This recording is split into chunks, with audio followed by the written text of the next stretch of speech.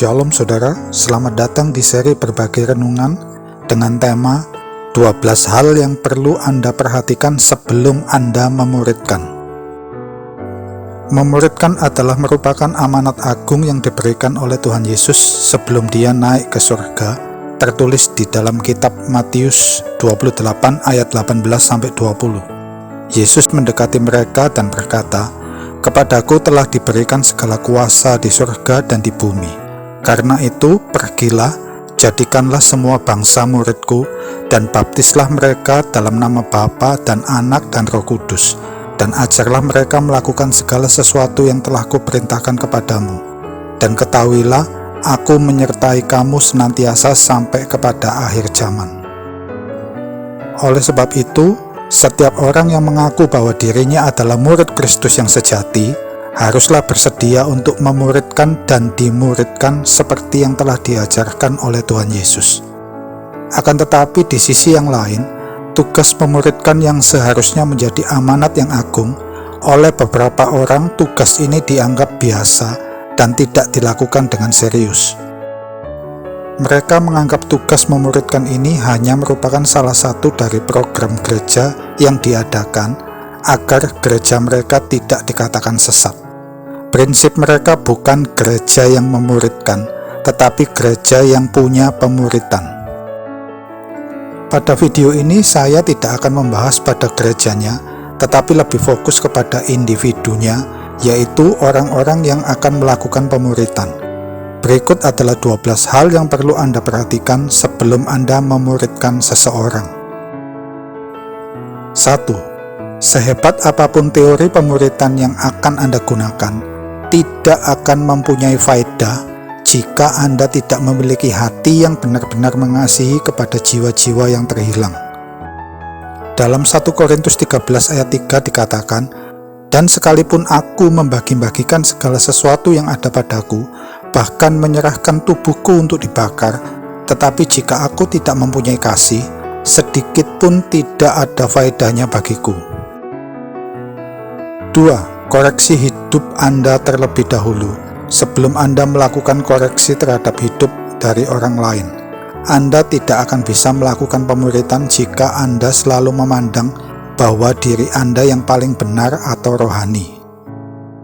Dalam Matius 7 ayat 3-5 dikatakan, "Mengapakah engkau melihat selumbar di mata saudaramu, sedangkan balok di dalam matamu tidak engkau ketahui? Bagaimanakah engkau dapat berkata kepada saudaramu, biarlah aku mengeluarkan selumbar itu dari matamu, padahal ada balok di dalam matamu? Hai orang munafik, keluarkanlah dahulu balok dari matamu, maka engkau akan melihat dengan jelas untuk mengeluarkan selumbar itu dari mata saudaramu." 3. Bagaimana mungkin Anda bisa memuridkan orang lain untuk melakukan firman, sementara Anda sendiri tidak melakukannya? Dalam Matius 23 ayat 3 dikatakan, "Sebab itu turutilah dan lakukanlah segala sesuatu yang mereka ajarkan kepadamu, tetapi janganlah kamu turuti perbuatan-perbuatan mereka, karena mereka mengajarkannya tetapi tidak melakukannya." 4. Bagaimana mungkin Anda bisa memuridkan orang lain untuk mendekatkan atau menyerahkan hati mereka sepenuhnya kepada Yesus, sedangkan hati Anda sendiri jauh daripada Tuhan? Dalam Matius 23 ayat 27-28 dikatakan, "Celakalah kamu, hai ahli-ahli Taurat dan orang-orang Farisi, hai kamu orang-orang munafik, sebab kamu sama seperti kuburan yang dilabur putih, yang sebelah luarnya memang bersih tampaknya, tetapi yang sebelah dalamnya penuh tulang belulang dan pelbagai jenis kotoran. Demikian jugalah kamu, di sebelah luar kamu tampaknya benar di mata orang, tetapi di sebelah dalam kamu penuh kemunafikan dan kedurjanaan." Dalam Matius 15 ayat 7-8 juga dikatakan, "Hai orang-orang munafik, benarlah nubuat Yesaya tentang kamu. Bangsa ini memuliakan aku dengan bibirnya, padahal hatinya jauh daripadaku." 5. Janganlah Anda memulai sesuatu pemuritan apabila pada akhirnya Anda tidak bisa mempertahankannya sampai garis akhir. Tuhan melihat bukan bagaimana kita memulai sebuah pemuritan dengan hebat, melainkan hasil akhir yang baik yang bisa kita berikan kepada Tuhan. Dalam Kisah Para Rasul 20 ayat 24 dikatakan, "Tetapi aku tidak menghiraukan nyawaku sedikit pun, asal saja aku dapat mencapai garis akhir dan menyelesaikan pelayanan yang ditugaskan oleh Tuhan Yesus kepadaku untuk memberi kesaksian tentang Injil kasih karunia Allah." Dalam Lukas 14 ayat 29-30 juga dikatakan, "Supaya jikalau ia sudah meletakkan dasarnya dan tidak dapat menyelesaikannya, jangan-jangan semua orang yang melihatnya mengejek dia sambil berkata, 'Orang itu memulai mendirikan, tetapi ia tidak sanggup menyelesaikannya.'" 6. Lebih baik Anda jangan melakukan pemuritan apabila Anda merasa terpaksa dalam melakukannya. Dalam 1 Petrus 5 ayat 2 dikatakan, "Gembalakanlah kawanan domba Allah yang ada padamu, jangan dengan paksa, tetapi dengan sukarela sesuai dengan kehendak Allah, dan jangan karena mau mencari keuntungan, tetapi dengan pengabdian diri." 7.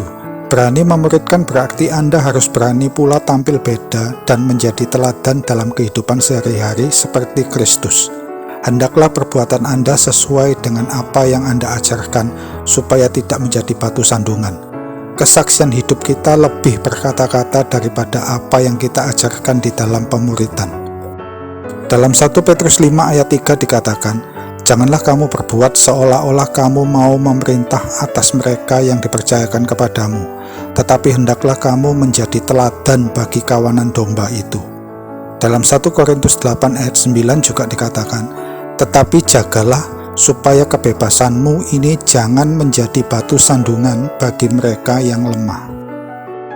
Dalam Ibrani 12 ayat 1 juga dikatakan, "Karena kita mempunyai banyak saksi, bagaikan awan yang mengelilingi kita, marilah kita menanggalkan semua beban dan dosa yang begitu merintangi kita, dan berlomba dengan tekun dalam perlombaan yang diwajibkan bagi kita." 8. Cobalah koreksi diri Anda, apakah dalam memuridkan perkataan Anda sudah menjadi berkat, seperti mata air yang menyegarkan, atau justru membuat pahit bagi orang yang mendengarnya. Dalam Efesus 4 ayat 29 dikatakan, "Janganlah ada perkataan kotor keluar dari mulutmu, tetapi pakailah perkataan yang baik untuk membangun, di mana perlu supaya mereka yang mendengarnya beroleh kasih karunia." Dalam Yakobus 3 ayat 10-11 juga dikatakan, "Dari mulut yang satu keluar berkat dan kutuk. Hal ini saudara-saudaraku tidak boleh demikian terjadi. Adakah sumber memancarkan air tawar dan air pahit dari mata air yang sama?" 9. Memuridkan adalah sebuah amanat agung, bukan sekedar pilihan atau program dari gereja Anda. Jika Anda punya kesempatan untuk bisa memuridkan orang lain, itu bukan suatu kebetulan. Itu adalah tugas yang diberikan oleh Yesus kepada Anda. Yesus telah memilih Anda untuk memuridkan. Lakukanlah yang terbaik yang bisa Anda lakukan. Dalam Yohanes 15 ayat 16 dikatakan, "Bukan kamu yang memilih aku, tetapi akulah yang memilih kamu. Dan aku telah menetapkan kamu, supaya kamu pergi dan menghasilkan buah, dan buahmu itu tetap, supaya apa yang kamu minta kepada Bapa dalam namaku diberikannya kepadamu." 10. Fokus Anda dalam memuridkan adalah untuk menghasilkan buah bagi kemuliaan nama Tuhan, bukan untuk menghasilkan anak buah bagi keuntungan Anda. Dalam Yohanes 15 ayat 8 dikatakan, "Dalam hal inilah Bapa-Ku dipermuliakan, yaitu jika kamu berbuah banyak, dan dengan demikian kamu adalah murid-murid-Ku." Dalam Matius 3 ayat 8 juga dikatakan, "Jadi hasilkanlah buah yang sesuai dengan pertobatan." 11. Belajarlah membedakan terlebih dahulu antara menegur di bawah 4 mata dengan menegur di depan umum atau di hadapan jemaat. Janganlah Anda permalukan orang yang Anda muridkan itu di hadapan banyak orang. Dalam Matius 18 ayat 15 dikatakan, "Apabila saudaramu berbuat dosa, tegurlah dia di bawah 4 mata. Jika ia mendengarkan nasihatmu, engkau telah mendapatnya kembali." 12. Dalam melakukan kaderisasi pemuridan, pilihlah orang yang tepat dan yang sungguh-sungguh untuk bisa melanjutkan tongkat estafet dari Anda. Pemimpin yang salah akan menghasilkan anak buah yang salah juga. Jangan Anda tertipu dengan penampilannya. Dalam 2 Timotius 2 ayat 2 dikatakan, "Apa yang telah engkau dengar daripadaku di depan banyak saksi, percayakanlah itu kepada orang-orang yang dapat dipercayai, yang juga cakap mengajar orang lain." Demikianlah 12 hal yang harus Anda perhatikan sebelum Anda hendak melakukan pemuritan. Tugas memuridkan adalah amanat agung. Jangan Anda remehkan atau permainkan. Apabila Anda belum siap, lebih baik Anda jangan memuridkan agar tidak menjadi batu sandungan. Sampai jumpa di seri berbagai renungan selanjutnya. Apabila Anda mendapat berkat dari video ini, silakan bagikan atau share kepada orang-orang yang Anda kasihi, supaya mereka juga boleh dikuatkan dan tidak mudah disesatkan oleh pola-pola ajaran sesat yang ada di dunia ini. Segala kemuliaan hanya bagi Yesus.